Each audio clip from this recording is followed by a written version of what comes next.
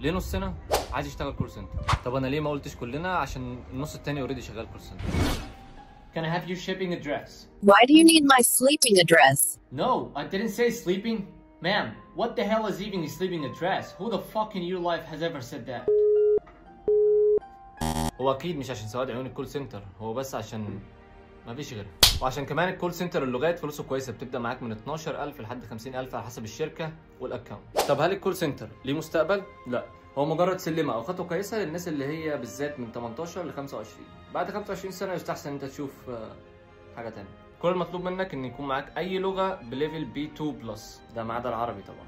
نصيحتي ايه للناس اللي لسه بادئه كول سنتر؟ كول سنتر فيه فلوس كويسه جدا، فحافظ على فلوسك، حافظ على فلوسك، حافظ على فلوسك. وايه بس كده، ده كان كل اللي عندي عن ليه الكول سنتر كل الناس عايزه تشتغل. Don't forget to follow me.